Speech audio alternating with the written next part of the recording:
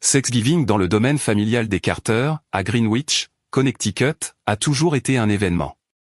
Des lustres en cristal, du vin importé, un traiteur des meilleurs restaurants de Manhattan.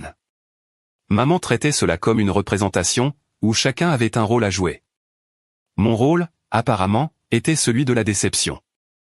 J'avais pris la route depuis New York ce mercredi après-midi, me retrouvant coincé dans les embouteillages sur LI 95 pendant 2 bonnes heures. Mon téléphone n'arrêtait pas de vibrer avec des emails professionnels. Nos chiffres du 4e trimestre dépassaient les prévisions. La séance photo pour Fortune, du mois dernier, était en cours de finalisation. Et notre financement de série C venait de se conclure, avec une valorisation de 380 millions d'euros. Mais rien de tout cela n'avait d'importance, alors que je garais ma Tesla Model 3 devant la maison. Pas le modèle TAP à accent grave-l'œil, juste la version standard. Elle faisait ce que j'attendais d'elle. Le Range Rover de mon frère Derek était déjà dans l'allée circulaire. Tout comme la Mercedes Classe S de papa, et la Jaguar de tante Patricia. J'ai attrapé mon sac de voyage, et je suis entré. Sophie. Maman est apparue dans le hall, vêtue d'un ensemble en cachemire couleur crème et de perles. Elle m'a toisé de la tête aux pieds, avec une déception à peine dissimulée. « Tu portes ça ?» J'ai jeté un coup d'œil à ma tenue. Un jean foncé, un col roulé noir, et des bottines. « Salut, maman. Joyeux Thanksgiving. Nous avons des invités qui arrivent dans 1 heure. Les Henderson, les Marlowe, les chaînes du cabinet de papa. N'aurais-tu pas pu porter quelque chose de plus professionnel ? Je suis à l'aise. » Elle a soupiré, comme elle le faisait toujours lorsque je ne répondais pas à ses attentes. « Bon, au moins, va dire bonjour à ton père. Il est dans le bureau avec Derek. » Le bureau sentait le cuir et le scotch de luxe. Papa était assis derrière son bureau en acajou, associé dans un prestigieux cabinet d'avocats d'affaires. Il avait bâti sa carrière en représentant des entreprises du Fortune 500 dans des fusions et acquisitions. Derek se tenait près de la fenêtre, un verre à la main, incarnant parfaitement le banquier d'affaires à succès dans son costume sur mesure. « Sophie » a dit papa sans lever les yeux de son ordinateur portable. « Comment s'est passée la route ?»« Bien. » Il n'y avait pas trop de circulation. Derek s'est retourné, avec un sourire narquois. « Tu conduis toujours cette petite Tesla ? Je pensais que tu serais passé à un modèle supérieur depuis le temps. Elle m'emmène là où je dois aller. » À peine. Quelle est l'autonomie de ces engins ? Dans les 250 miles ? Il a fait tourner son scotch dans son verre. Je viens de recevoir le nouveau Range Rover. 400 chevaux, intérieur personnalisé. Ça, c'est une vraie voiture. Félicitations. Comment va la start-up ? Il a prononcé le mot start-up comme certains diraient adorable. Ça va bien. Toujours dans ce truc de traitement des paiements ? Comment ça s'appelle, déjà ? PayBridge. C'est ça, oui. PayBridge.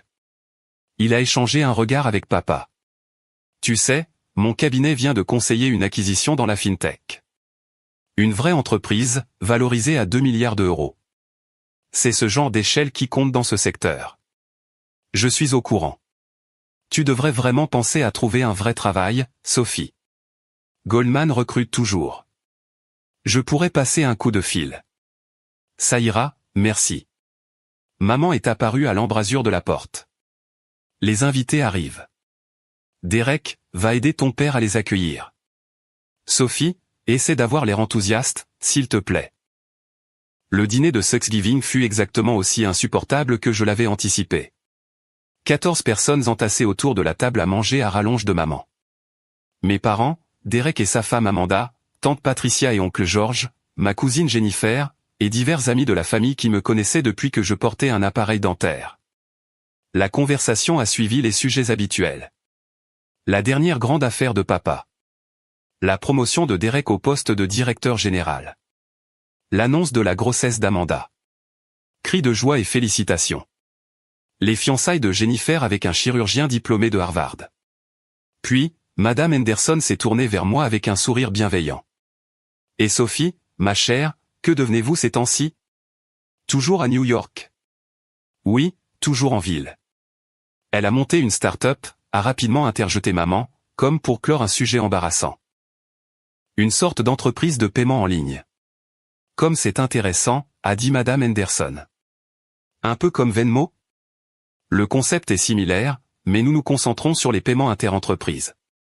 Nous aidons les sociétés à gérer leur trésorerie, à traiter les factures, et à optimiser les délais de paiement.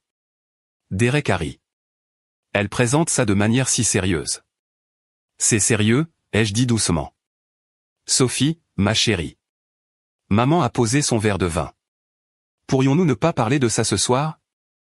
C'est Thanksgiving. Parler de quoi? De mon entreprise.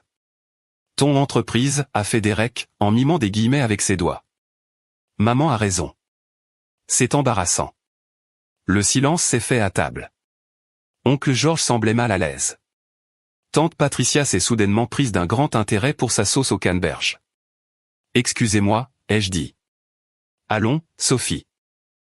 Derek s'est penché en arrière sur sa chaise, s'échauffant. Il avait bu 3 verres de vin et se sentait audacieux. Nous sommes en famille. On peut être honnête les uns avec les autres. Ce que tu fais n'est pas une vraie entreprise. C'est un passe-temps qui dure depuis bien trop longtemps. Derek, a dit doucement Amanda en lui touchant le bras. Il l'a repoussé d'un geste de la main. Non, il faut que quelqu'un le dise. Tu fais ça depuis, quoi, 5 ans maintenant? Et qu'as-tu à montrer? Tu vis dans un minuscule appartement à Brooklyn. Tu conduis une Tesla de base. Tu t'habilles comme si tu faisais tes courses chez Target. Derek, ça suffit, a dit papa, mais sans grande conviction. Vraiment? Parce que j'en ai marre de voir ma petite sœur ridiculiser cette famille. Les Henderson sont là. Les Marlowe, les chaînes du cabinet de papa. Qu'est-ce qu'on est censé leur dire? Oh, oui. Notre fille joue à l'entrepreneur avec sa petite boîte sur Internet. Maman a hoché la tête. Derek n'a pas tort, Sophie. Ça a assez duré. J'ai posé ma fourchette avec précaution. Qu'est-ce qui a assez duré, exactement? Cette comédie, a dit maman d'un geste vague.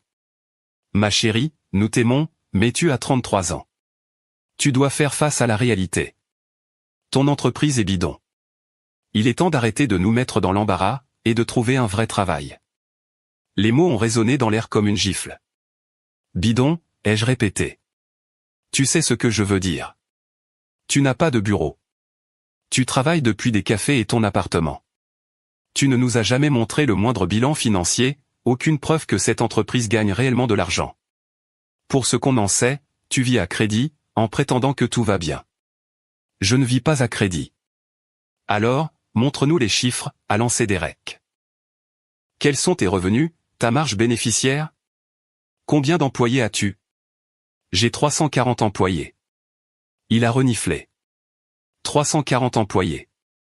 Bien sûr. Et moi, je suis le roi d'Angleterre. Derek, a repris papa, plus fermement cette fois. Ce n'est pas une conversation appropriée pour un dîner. Pourquoi pas? Parce que c'est inconfortable? Quelqu'un doit dire la vérité à Sophie. Son entreprise bidon est embarrassante. Elle est embarrassante, et j'en ai assez de faire semblant. J'ai regardé autour de la table. Madame Henderson fixait son assiette. Monsieur Marlowe se resservait du vin. Tante Patricia semblait vouloir disparaître. Personne ne me défendait. Vous avez raison, ai-je dit calmement en me levant. Ce n'est pas une conversation appropriée pour un dîner. Excusez-moi. Je suis sorti de la salle à manger, j'ai attrapé mon manteau dans le placard du couloir, et je me suis dirigé vers ma voiture. Maman m'a rattrapé dans l'allée.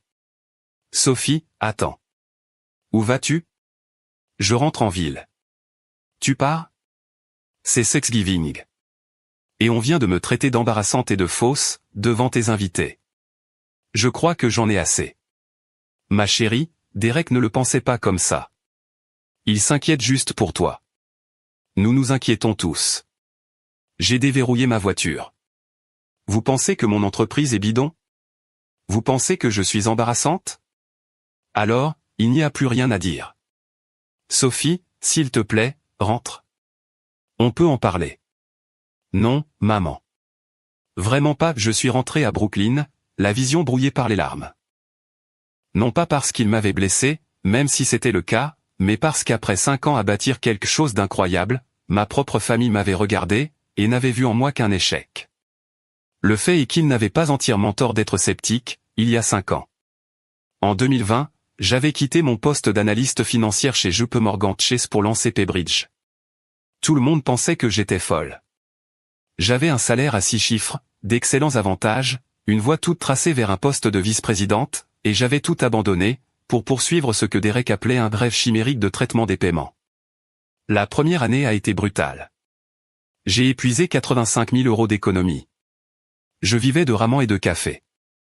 Je codais jusqu'à 3 heures du matin la plupart des nuits, apprenant seul le Python et le SQL, car je n'avais pas les moyens d'embaucher des développeurs. Mais j'avais repéré une lacune sur le marché. Les petites et moyennes entreprises se noyaient sous les retards de paiement, et une mauvaise gestion de leur trésorerie. Les solutions existantes étaient soit trop chères, soit trop compliquées. Je voulais créer quelque chose de simple, d'abordable, et de vraiment utile. PayBridge a été lancé en 2021 avec un seul client, un fabricant de meubles en difficulté dans le Queens qui me devait une faveur. Nous avons traité 47 000 € de paiement ce premier mois. Puis, le bouche-à-oreille a fonctionné. Fin 2021, nous avions 200 clients, et traitions 12 millions d'euros par mois. En 2022, nous comptions 2000 clients, et 127 millions d'euros de volume de transactions mensuelles. En 2023, nous étions passés à 8500 clients, avions embauché 180 employés, et traitions plus de 400 millions d'euros par mois. Cette année, en 2025, nous avions 15 000 clients, 340 employés, et traitions 1,3 milliard d'euros de transactions mensuelles.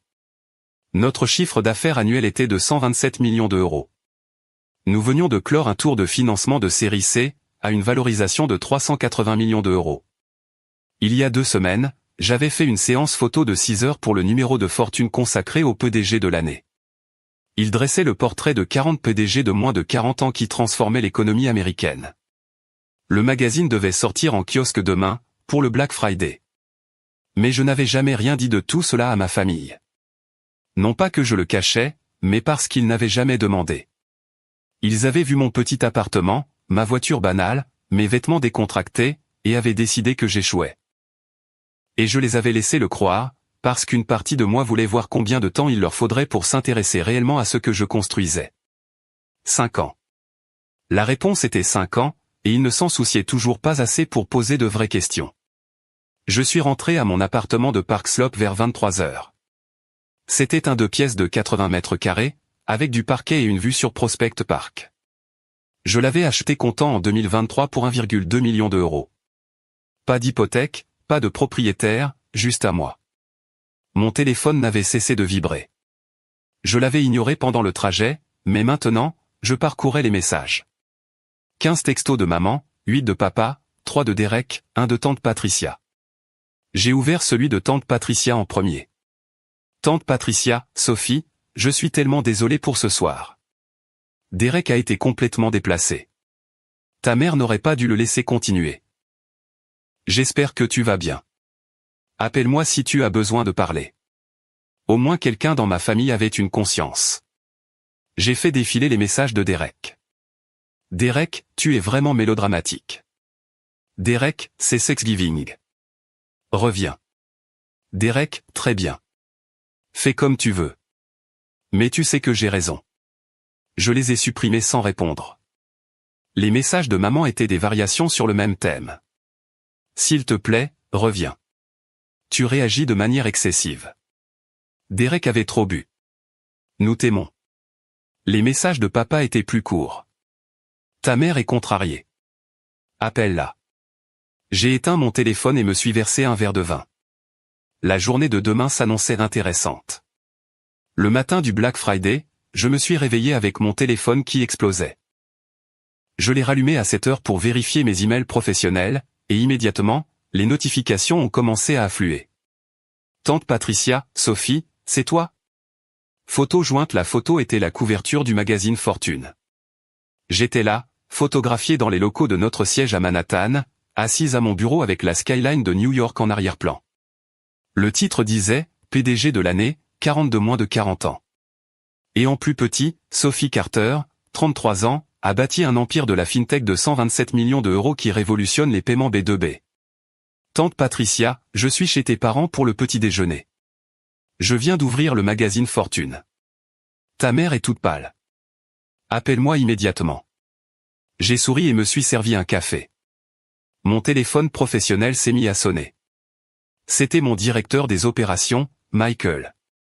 Tu as vu la couverture de Fortune, a-t-il demandé. Pas encore en vrai. Il est sorti? Sophie, c'est partout. Twitter explose. LinkedIn est en folie. Le trafic de notre site web a augmenté de 400% en une heure. Nous avons reçu 47 nouvelles demandes de clients depuis 6 heures du matin. C'est incroyable. Incroyable? C'est de la folie. L'équipe de relations publiques est en effervescence, dans le bon sens du terme. Ils veulent programmer des interviews. Forbes veut un suivi. TechCrunch veut une exclusivité. Bloomberg. Envoie-moi la liste. Je la regarderai cet après-midi. Tu es étrangement calme à ce sujet. Je savais que la couverture allait sortir, Michael. Oui, mais savais-tu que ça ferait un tel buzz? Il t'appelle le géant discret de la fintech. Il te compare au fondateur de Stripe. Ne nous emballons pas, je suis sérieux. C'est énorme. Tu devrais venir au bureau. L'équipe veut fêter ça. Je serai là dans une heure. J'ai raccroché et j'ai vérifié à nouveau mon téléphone personnel. 32 nouveaux messages. Maman, Sophie, tante Patricia vient de me montrer un magazine. Est-ce que c'est vrai? Maman, pourquoi ne nous as-tu rien dit? Maman, appelle-moi tout de suite. Derek, c'est quoi ce bordel? Derek, c'est vraiment toi sur la couverture de Fortune? Derek, Sophie, appelle-moi. Papa, ta mère est très contrariée. Il faut qu'on parle de cet article de Fortune. Jennifer, cousine, je viens de voir la couverture. Oh mon Dieu, pourquoi n'as-tu rien dit à personne? Amanda, femme de Derek, Sophie, je suis si fier de toi. Cette couverture est incroyable. Derek est en train de digérer. Appelle quand tu peux. Je les ai tous ignorés et je me suis préparé pour aller travailler. Les bureaux de Paybridge occupaient les 14e et 15e étages d'un immeuble de Midtown Manhattan. Murs de verre, bureaux debout, une cuisine entièrement équipée, et une vue sur Bryant Park. Nous avions déménagé ici en 2023, lorsque notre équipe était devenue trop grande pour nos anciens locaux à Brooklyn. Quand je suis arrivé à 9 heures, tout le bureau a éclaté en applaudissements. La voilà, a crié Michael. La PDG de l'année. Quelqu'un avait imprimé la couverture de Fortune et l'avait agrandie en format poster. Elle était accrochée dans la salle de conférence principale, avec une bannière qui disait « On l'a toujours su ». Ma directrice de l'ingénierie, Lisa, m'a tendu un mimosa. Tu es une célébrité maintenant. Qu'est-ce que ça fait? C'est surréaliste. Surréaliste? Sophie, tu es en couverture du magazine Fortune, avec tes chiffres d'affaires, ta valorisation, ton visage. Ça va tout changer. Elle n'avait pas tort. À midi, nous avions reçu plus de 200 demandes de clients, 15 demandes d'interview, et une douzaine d'invitations à des conférences. Notre équipe des relations avec les investisseurs recevait des appels de sociétés de capital risque qui voulaient soudainement parler de nos plans pour la série D. La publicité était écrasante, et parfaite. À 14 heures, mon téléphone personnel a sonné. Je m'y attendais. Salut, maman. Sophie Marie Carter. Sa voix tremblait. Je suis assise ici avec tante Patricia, et elle vient de me montrer un magazine Fortune avec ton visage en couverture. C'est une sorte de blague. Ce n'est pas une blague. Il est dit que tu diriges une entreprise de 127 millions d'euros. Que tu as 340 employés. Que tu révolutionnes l'industrie de la fintech. Tout est vrai. Alors pourquoi? Sa voix s'est brisée. Pourquoi ne nous as-tu rien dit? Vous n'avez jamais demandé, maman. Ce n'est pas juste. Tu n'as jamais rien dit. J'ai essayé, plusieurs fois. Mais chaque fois que je mentionnais Paybridge, vous l'ignoriez. Vous appeliez ça un passe-temps. Derek disait que c'était embarrassant. Tu m'as littéralement dit hier soir que mon entreprise était bidon. Silence. Est-ce que papa est là? Ai-je demandé. Il est en train de lire l'article. Sophie, il est dit que tu as levé 85 millions d'euros de fonds. Que tu traites plus d'1 milliard de transactions par mois. Comment est-ce possible? Parce que je suis doué dans ce que je fais. Mais tu vis dans un minuscule appartement. Tu conduis une voiture ordinaire. Tu t'habilles de manière si décontractée. Je vis dans un appartement de 80 mètres carrés à Park Slope que je possède entièrement. Je conduis une Tesla parce que c'est efficace et fiable. Je m'habille de manière décontractée parce que je suis à l'aise, et que mes clients se fichent de ce que je porte. Rien de tout cela n'a de rapport avec le succès de mon entreprise. Derek est là, a dit maman doucement. Il veut te parler. Je ne veux pas parler à Derek. Sophie, s'il te plaît. Il se sent très mal à propos d'hier soir. Passe-le-moi. Il y eut un bruit de fond, puis la voix de Derek. Il semblait différent. Réservé. Sophie. Je ne sais pas quoi dire. Alors ne dis rien. Je suis désolé pour hier soir. J'étais ivre, stupide, et complètement déplacé. Tu as dit que mon entreprise était bidon. Tu m'as traité d'embarrassante devant les amis de maman et papa. Je sais. Je suis un idiot. C'est juste que... Je n'en avais aucune idée. Aucun de vous n'en avait la moindre idée. Pourquoi ne nous as-tu rien dit? J'ai essayé, Derek. Chaque fois que je rentrais, je parlais de Paybridge, mais tu n'écoutais jamais. Tu entendais les start-up, et tu décidais que j'échouais. Tu n'as jamais posé de questions sur les revenus, les clients, ou la croissance. Tu as juste supposé. Tu as raison. J'ai supposé. Et j'avais complètement tort. Il a fait une pause. L'article dit que tu traites 1,3 milliard par mois. C'est plus que ce que gère toute ma division à la banque. Je sais. Il dit aussi que tu as refusé des offres d'acquisition de JP Morgan et Goldman Sachs. C'est exact. 3 fois de JP Morgan, 2 fois de Goldman. Il voulait acheter Paybridge pour 200 millions, 290 millions, et 380 millions d'euros, respectivement. J'ai dit non à chaque fois. Pourquoi? Parce que nous valons plus que ça. Et parce que je ne construis pas cette entreprise pour la vendre. Je la construis pour qu'elle dure. Derek est resté silencieux un long moment. Je suis fier de toi, Sophie. J'aurais dû le dire il y a des années. Je suis désolé de ne pas l'avoir fait. J'apprécie. Peux-tu revenir pour le week-end? Tout le monde veut te voir. J'ai du travail, Derek. Nous venons de recevoir 200 nouvelles demandes de clients grâce à la couverture de fortune. Je dois être ici. D'accord. Bien sûr, le travail. Il semblait sincèrement déçu. Rappelleras-tu au moins maman? Elle est anéantie de ne pas avoir su. J'y réfléchirai. J'ai raccroché et éteint mon téléphone. Le week-end a été un tourbillon d'interviews, d'appels clients, et de célébrations d'équipe. Le lundi, la couverture de fortune avait été partagée plus de 50 000 fois sur les réseaux sociaux. Nous avions reçu plus de 800 demandes de clients, et engagé une agence de relations publiques dédiée pour gérer les demandes des médias. Lundi après-midi, une livraison de fleurs est arrivée à mon appartement. 2 douzaines de roses blanches avec une carte.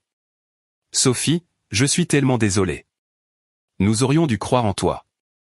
Nous aurions dû demander. Nous aurions dû savoir. S'il te plaît, pardonne-nous. Nous t'aimons, maman, papa, et Derek. J'ai mis les fleurs dans un vase, et je ne les ai pas rappelées. Mardi, un colis est arrivé. À l'intérieur, une lettre manuscrite de maman. Chère Sophie, j'ai passé les 4 derniers jours à lire tout ce que je pouvais trouver sur Paybridge. L'article de Fortune, les reportages de TechCrunch, la couverture de Bloomberg, les études de cas de tes clients. J'ai regardé ton discours au FinTech Summit 2024. J'ai lu les avis de tes employés sur Glassdoor, tous extrêmement positifs. J'ai honte d'avoir dû apprendre le succès de ma propre fille dans un magazine. Tu avais raison à Thanksgiving. Nous n'avons jamais demandé. Nous avons vu ce que nous voulions voir, une entrepreneur en difficulté qui avait besoin de nos conseils. Nous n'avons jamais regardé plus loin. Nous ne t'avons jamais pris au sérieux. Derek est mortifié. Il a parlé de toi à tout le monde dans son cabinet. Apparemment, son directeur général essaie d'obtenir un rendez-vous avec toi depuis des mois. Le monde est petit. Ton père veut investir dans ton prochain tour de financement. Je lui ai dit que ce n'était probablement pas approprié, et aussi que tu n'as pas besoin de notre argent.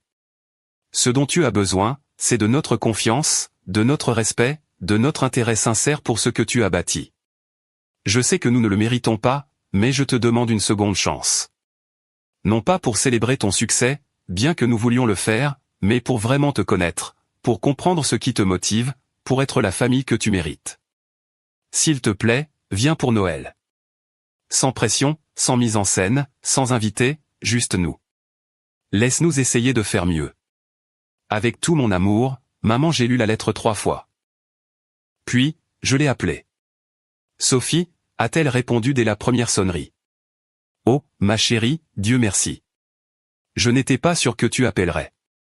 J'ai reçu ta lettre. L'as-tu lue? Oui. Et je viendrai pour Noël. Mais maman, si je viens, les choses devront être différentes. Elles le seront. Je te le promets.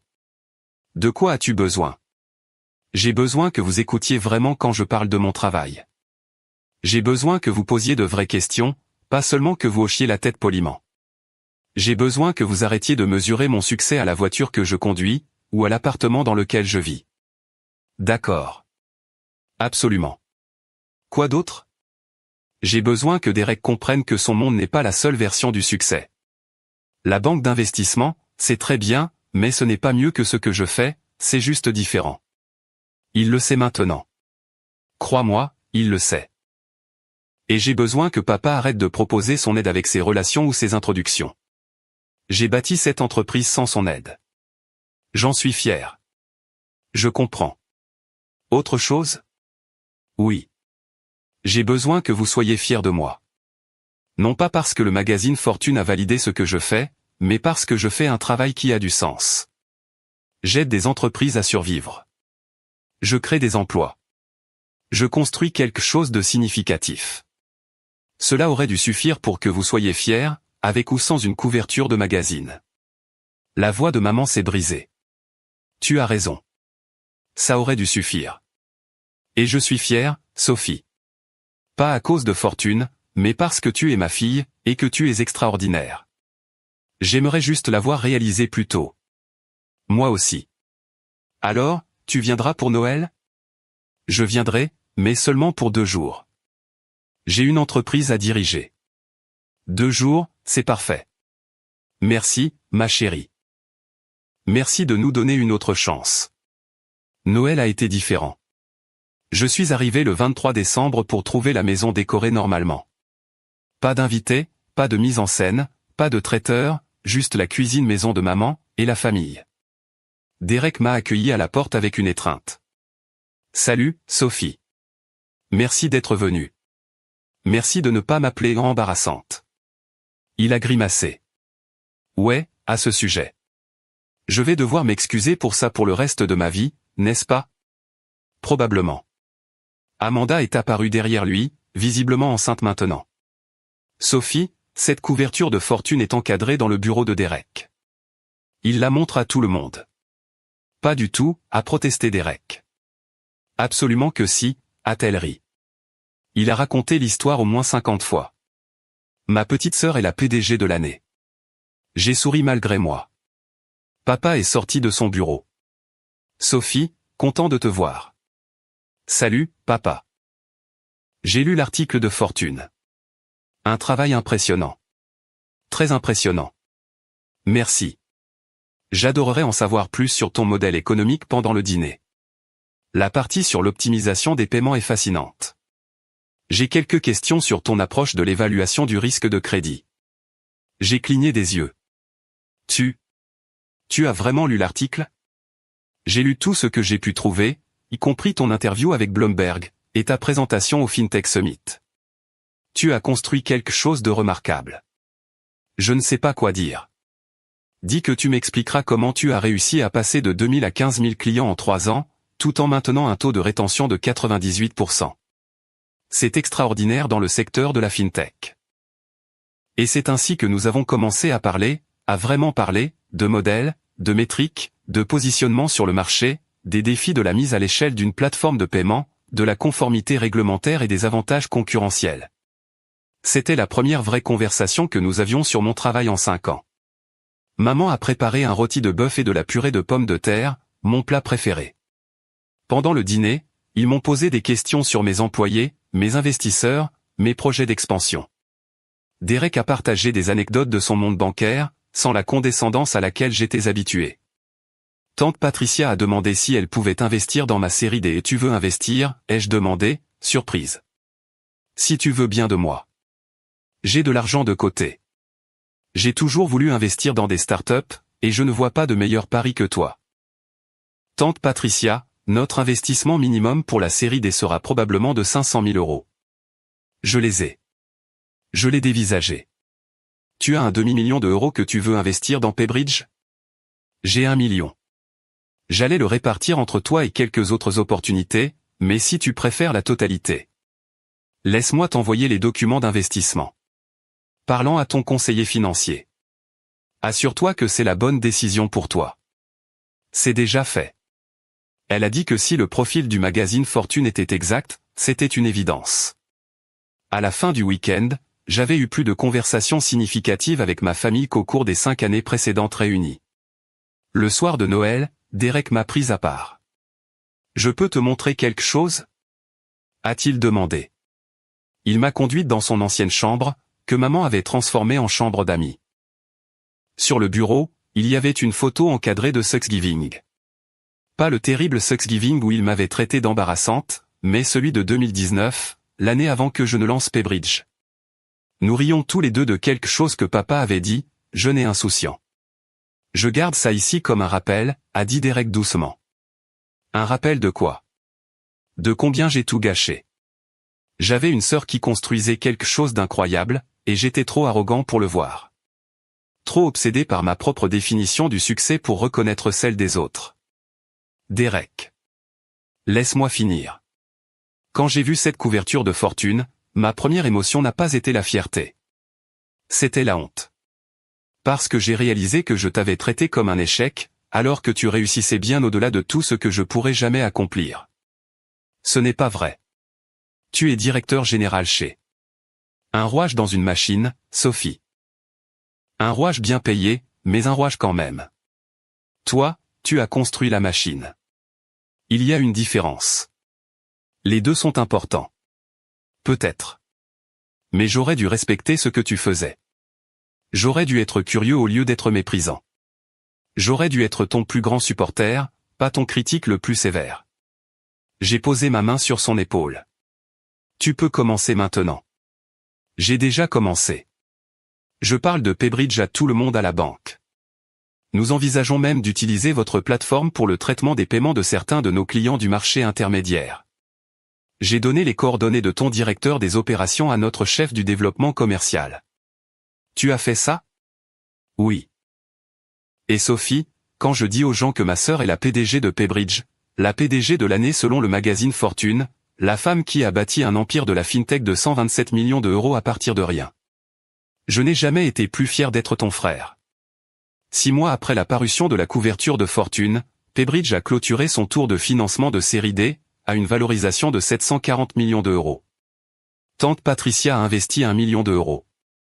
Nous avons utilisé ces fonds pour nous développer à l'international, en nous lançant au Canada, au Royaume-Uni, et en Australie. Fin 2026, nous traitions 2,3 milliards d'euros de transactions mensuelles, avec 25 000 clients et 580 employés.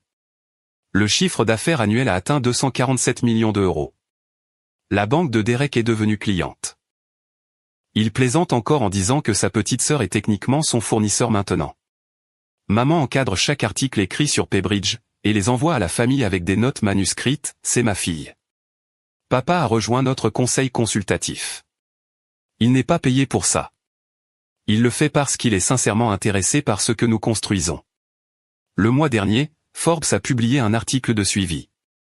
1 an après sa couverture de PDG de l'année, Sophie Carter ne fait que commencer. La première ligne disait, alors que la plupart des PDG courent après les gros titres, Sophie Carter a couru après l'excellence. Les gros titres sont venus quand même. Ils ont interviewé ma famille pour l'article. Maman a dit, nous l'avons sous-estimé pendant trop longtemps. Nous ne referons pas cette erreur. Derek a dit, ma sœur m'a appris que la confiance tranquille bâtit des empires. La critique bruyante ne bâtit rien. J'ai encadré les 2 citations et les ai accrochées dans mon bureau. Non pas parce que j'avais besoin de leur validation, bien que ce soit agréable de l'avoir enfin, mais parce qu'elles étaient vraies. Et parce que la meilleure vengeance n'est pas de prouver aux gens qu'ils ont tort. C'est de construire quelque chose de si indéniable, que leurs opinions en deviennent insignifiantes.